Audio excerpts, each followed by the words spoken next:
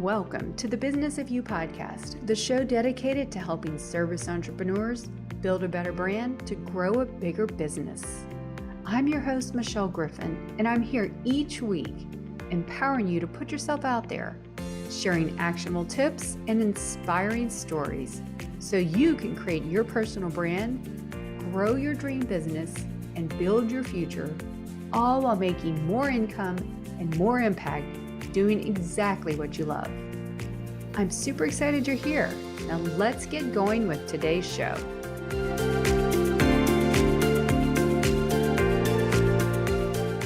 Welcome to the show again, everybody. I am Michelle Griffin, your host of the Business of You. Today we are in for a special treat. You know, I'm having all my founding guests these first episodes, and my friend here, Karen Tisdale, all the way from Australia. You will recognize her from a previous episode where we really dug into LinkedIn and about summaries. And as I said in that interview, we want Karen back. Karen is amazing. So Karen, welcome again to the show. How are you today? Thank you so much for having me. So it's really lovely being with you. And I really love what you're putting out here. You know, I think a podcast that's really helping people with their personal branding is just so important. You know, we all need to stand out. And we're all meeting so many more people than our parents did or our grandparents did. So investing in that personal brand has never been more important. Oh, I couldn't agree more. Well, for those who may have not caught the first episode, tell us a little bit more exactly what you do and who do you work with and all the good things about you, Karen. When you say all the good things, the first thing that comes to mind is all the bad things. What is with that? You can tell us those too. I'm a LinkedIn profile writer. I also do LinkedIn training. I'm lucky to have been ranked as one of the top 8 LinkedIn trainers across Asia Pacific. But I think I just rank quite highly because I keep quite niche. You know, I'm really all about LinkedIn personal branding and profiles. So not doing what you do, which is really around helping people find who their brand is, but I'm more around once you know what it is, how do you write about it on your LinkedIn profile and how do you reach out to people? So I'm essentially a LinkedIn profile writer based here in Sydney, Australia. Yeah, well, very good. Well, that's so true because, you know, people in anything when I'm working my branding clients, I'm like, we need to get you dialed in before your profile because you can, like anything in social media, just put stuff out there, but it's not going to stick until you have a cohesive message of who you are, what your goals are, and how you want to stand out. And that's what we're going to talk about today. I'm so excited to, you know, talk about visibility, standing out, like you mentioned on LinkedIn. And that's where most of us here who are listening today hang out.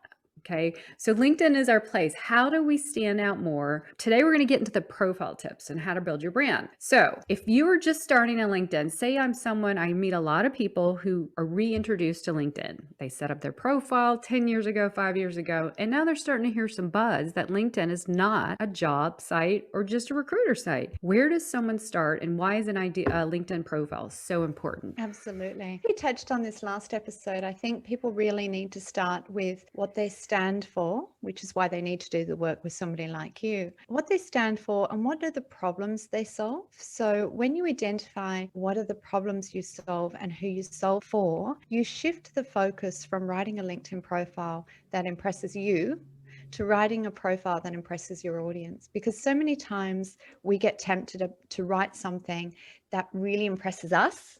And so we think that we're our audience and we're not our audience. So we really need to get out of our own head and work with somebody to identify, you know, what are our audience's pain points and how do I describe myself in a way that solves those audiences' problems. So it's really, that's the starting point, is thinking, why am I on LinkedIn? And looking at your LinkedIn profile and thinking, you know, if you wrote it 5-10 years ago, and you just cut and pasted bits of your resume and you're not looking for a job anymore because you're running your own business, or maybe what you're doing has changed, maybe you're at a higher level, you know, are you talking the language of your stakeholders? Because, you know, when you go to another country, if you can pick up a few of the local words and use them, you know, people love that. They love it when people feel like you're making an effort to meet them where they're at. And so a LinkedIn profile needs to do the same. It needs to be not pitching yourself as the hero, but pitching yourself as the trusted guide. Exactly. And, like you said, having that goal in mind is everything because you could be on LinkedIn to look for a job. There's plenty of those people, and I'm sure you work with those when you write profiles. And that's a whole different positioning as someone who is, an entrepreneur, has their brand, or wants to be the face of their brand or founder. And I see this a lot. These people who want to stand out, attract clients and other opportunities, they're positioning their profile more like a job search. Do you see that to be one of the bigger problems? So much, so much. I think, we talked a lot about the about section, so we're, not going to touch on that today. But so many times people have an about section that starts off with, I am a senior leader with 25 years of, and I'm like, oh, it's the same as everybody else's. And it sounds like a resume.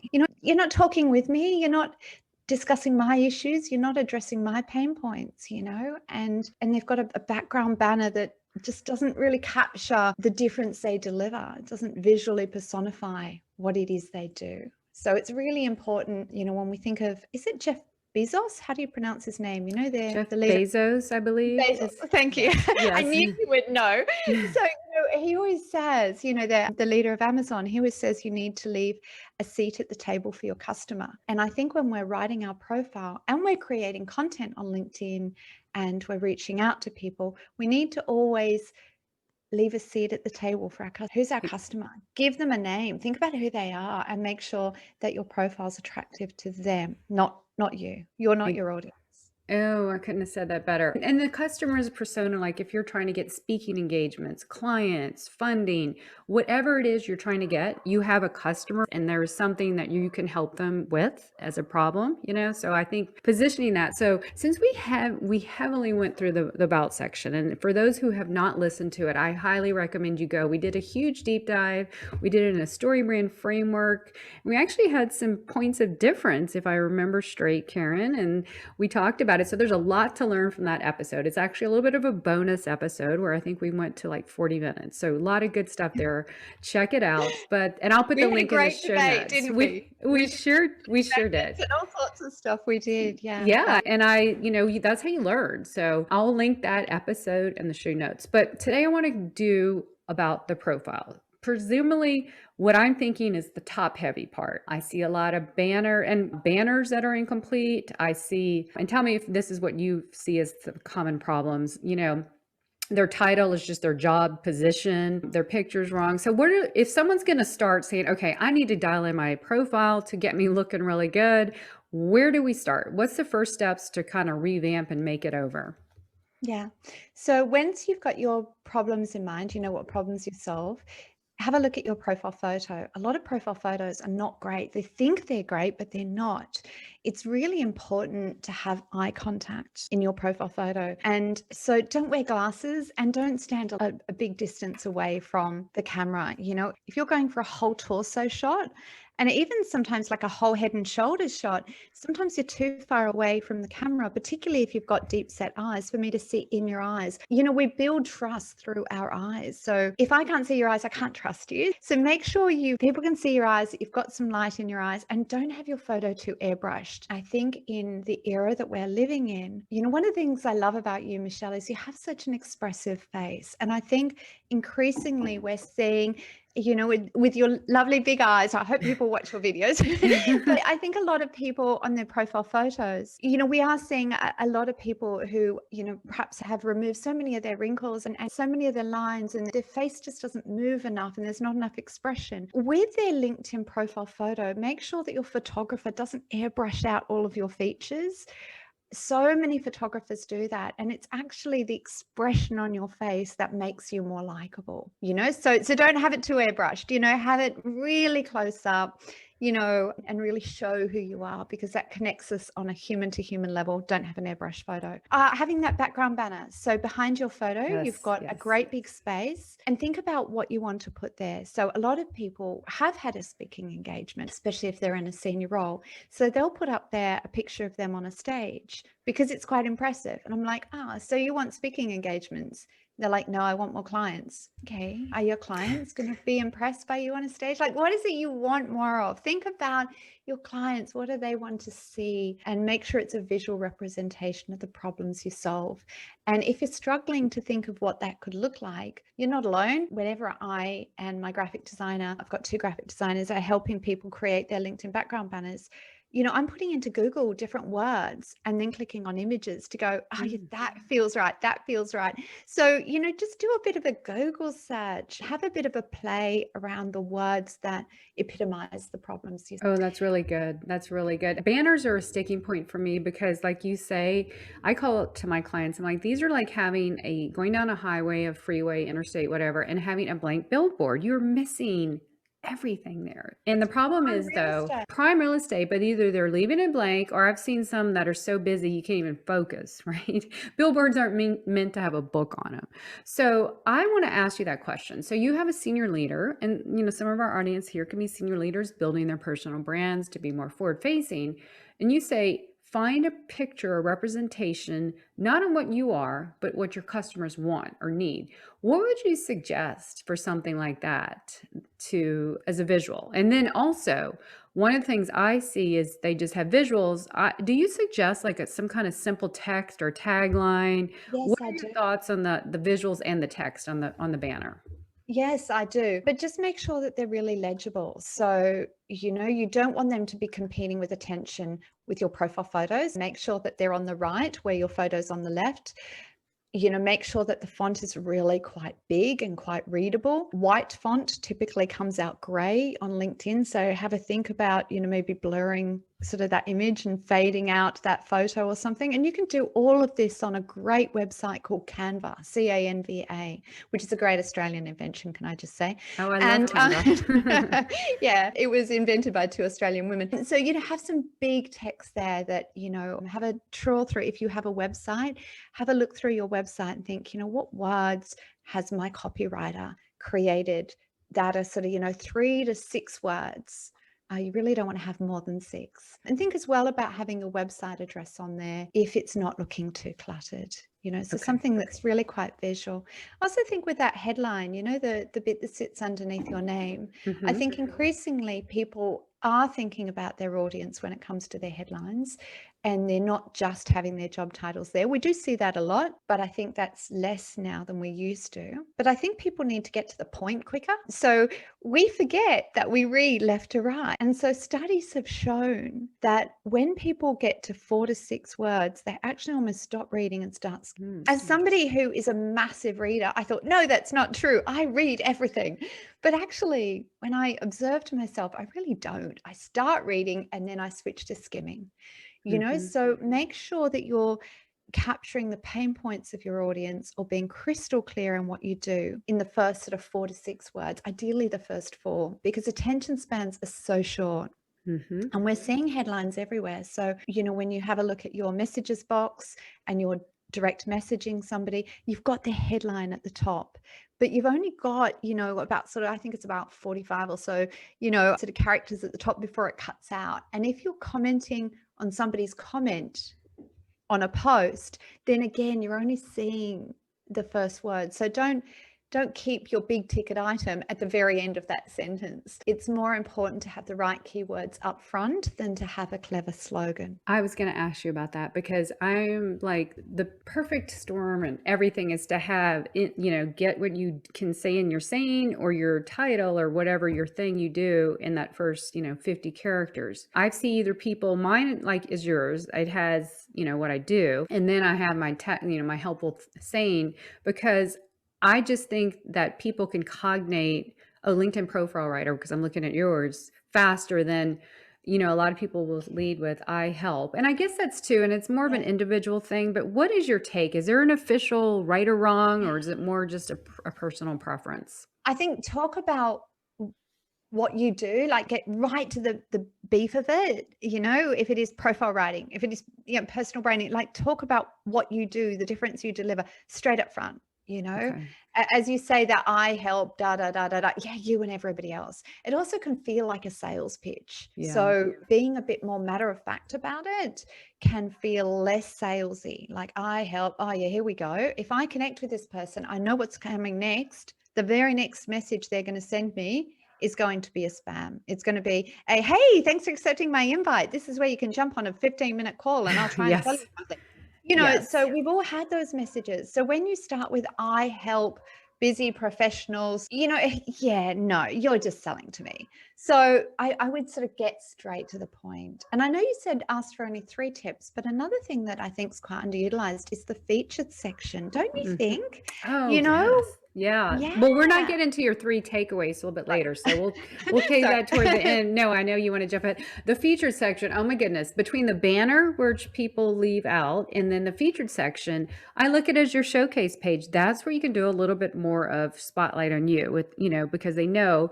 Now you wanna still do a respectful thing. I've seen all different ways. I've seen post, I've seen, book me pages or book me slots or whatever. What are some of the things that you recommend if for our audience here who are building their personal brands, not someone getting a job? So what do you think for those audience and, that section? What's ideal? What do you suggest? I I quite like a book me page.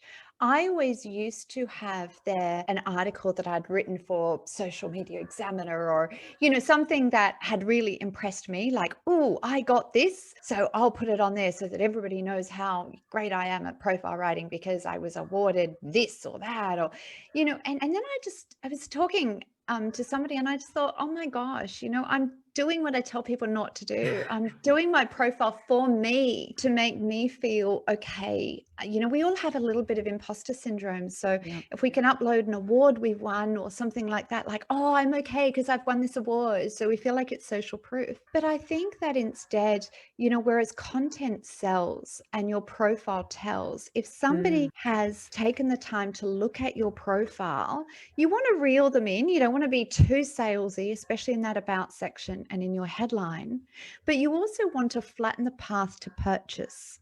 So yes. having a book me page or having a website, so I've uploaded my website and I've put on there, this is where you can find out about my services and my fees and this and that. I've got everything out there. So you're Oh, not that's left great. thinking, how much is she going to cost? Can I book her? Is that what I want? Does she work with people globally or not? So you're not left wondering all these things. It's just boom, it's there. So I think put yourself in your client's point of view and think, make it easy for them to see how much you cost, to see what you offer, to see what your website is. Have everything on the table. So I think that should go in your featured section. That's a good point. So by doing so, there people who book you are usually ready to buy. They've gotten all the questions, all the friction, all the hesitations. You alleviated them in your website with everything. And that saves us all time. So we find and attract their ideal people we want to work with and they can find you. So I like that. Take the friction out. What was the saying you said? Contents. Tell me that again. It's in the show notes, but I just Your really love that. content tells and Yes. your profile sells. Okay. So I think a lot of people, I think we have a muscle memory around creating content. Creating content must be advertising. I must Yes. advertise Yes. because, any of us, I grew up in the 1980s, I'm that old. Your audience probably grew up in the 1990s, but even in the 1990s, people were still advertising. Marketing was huge and it was Yep. all about marketing, people Yes. pushing things at you. So I think we have a muscle memory around I'm creating content. I must advertise. I must have this is where you can book me in every piece of content. I must have a call to action constantly. And I think we're fatigued by calls to action and fatigued by being sold to. So I think our content just needs to add value and give information and pull attention to our profile. Well So said. your That's well content said. tells and your profile sells because once you've got somebody to your profile, that's when they're a bit more intrigued and they're thinking, I might be interested in buying, maybe. So that's Yes. where they want it all laid out. How much does it cost? What does she offer? All of that sort of thing. So I think your content, your profile sells. It's like a mini web page if you do it right. And web page that should be all about the client, not about you. So I know we won't go into the about section because we got heavily in that last time. It's a great deep dive. You can learn everything. We went through a whole template, a whole step by step. So that one's a jewel. So these are great tips. I mean, everyone should take notes here, which we'll have the show notes, of course. But Karen, I know you're talking about a profile just like the whole synopsis of LinkedIn. I call it a community when done right. It's all about giving, showing up, knowing who you are in that one thing and just giving content, giving value. And another thing I tell my clients, look, you can have a profile, but it's not going to do you any good if you don't use it, right? You can have a profile, but it's not a build it, people are going to come to you thing. You have to put that content out there. You have to go connect with people, right? It's just one part of the sequence, wouldn't you say? Yeah, absolutely. Absolutely. And I think so. Having a great profile is fantastic. But as a profile writer, I'm very much into not over promising. I'm always saying to people, this is not a silver bullet. If we think of LinkedIn as the world's biggest networking event, you've put on your best suit, you've gone to a networking event, that's having a great profile, but you're standing in the corner and you're not talking to anybody. You need to get out. You need to use the search tools at the top and realize that the search function is not just for names. You can put keywords in there.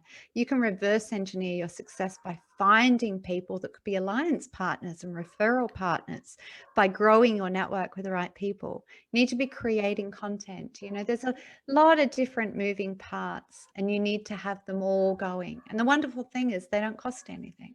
That's the beauty of it. And just getting out there consistently. So this has been a wonderful overview about, how to at least get that top part. We really worked on today, how to get that top part. And we know the profile is so involved, but I think the top part, it's like a website. The above the fold is what people see first, right? And so if anyone wants help in the about section, they could go to the episode where we dive deep on that. Well, here's the part of the podcast, our show today, where we talk about the 3 top takeaways that if someone was just coming in and out, what would these 3 things be about how to get a really good standout LinkedIn profile? Have a great photo, zoom it in, don't have it too airbrushed, make yourself look, you want to look real. I quite like a Canva ring or a frame around your LinkedIn profile just to make it pop that much more. Have a background banner that focuses on what you want to be known for, and that headline section. Get to the point quickly.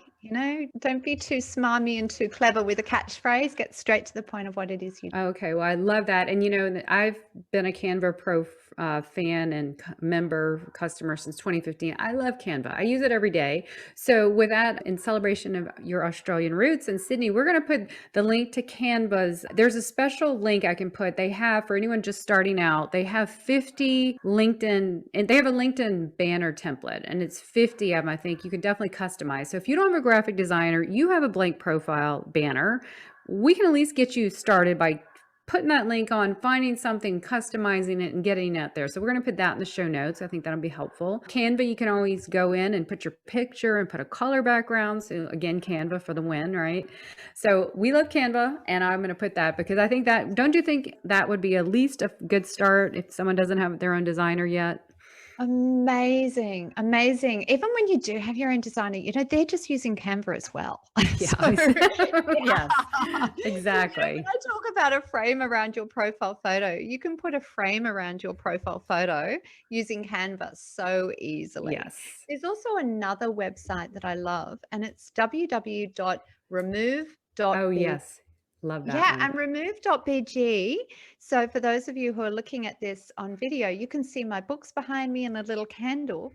I've got big fluffy hair, which doesn't always help. Bald people look awesome on remove.bg because it'll remove all of the background, and I can make the whole background like a bright purple or Yes. green or something, that really just goes pop. So in a world where we're all competing for attention, having a profile photo that looks genuine and really pops is really important. Oh yeah, well, mine's got my brand color yellow there, so there's an example right there. Well, good. Well, those are Yes. some great. Our show notes are stacking up with some lot of helpful resources today. This is a great episode. So before we close out about where to find you, every guest gets asked this question because I really believe we can all learn from everyone's professional or personal mantra. What is your favorite saying? It can be personal or professional that you say to yourself, you believe in, and you want to share with our listeners today. I think my personal mantra is meeting people where they're at. I think it's so easy to get caught up in, and I'm unlike most writers, I'm actually an extrovert. So I think I'm hardwired to listen to reply, and instead I've had to learn to listen. And I think everybody in business needs to meet people where they're at, not where you're at. So my personal mantra is meet people where they're at. Well, That's that my goes really well with the whole story brand thing and the customer is a hero. So that's really yeah. well played, Karen. Well played. Well, it's just been a life learning for me. Yeah.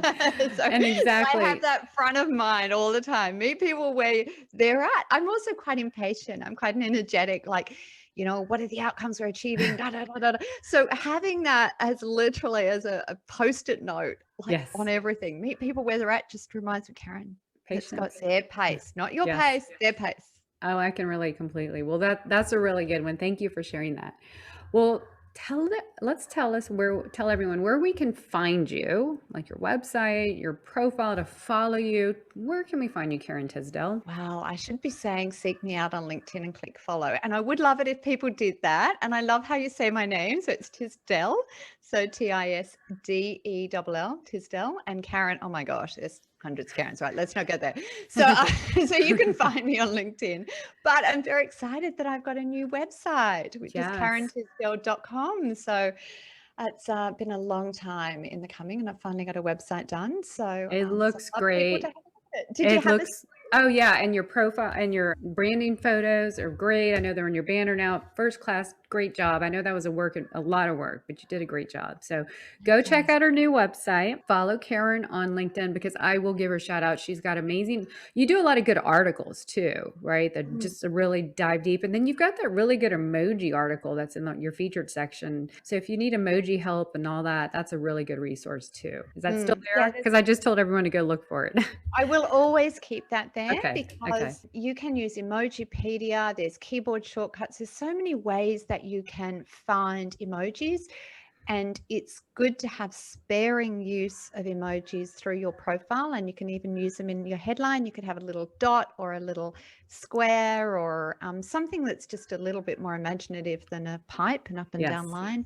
So emojis really do make your profile pop that much more, but you don't know what you need until you see it. So you might think, oh, I would never put a star in my headline, but it's not until you see that some of the stars are actually quite small and Tasteful. classy. So Yes. yeah, and tasteful that you go, oh, Yeah. actually maybe I could. So that article will always be on my profile Well, because that's a great because that's a resource. Not everyone knows about that. And for instance, if you go to Karen's profile, hopefully it's still here on the time of this airing, you have the Australian flag, which I love. So I very, will very always have that patriotic. too. Yeah, to Yes, signify yes. where I am and that I don't work globally. Yeah. Yes, yes. Well, that's great. Well, Karen, as always, you're the first guest who's appeared twice, so you definitely have something special. Double the effort, double I'm the the first tips. one in the Two Timers Club. The Two Timers Club. So thank you so much, Karen. You and I could talk forever, but for the sake of boring everyone, we're going to shut off now and we'll probably talk after this. But thank you again for being on the Business of You podcast, and we will talk with you soon. Take care. Thank you, everybody.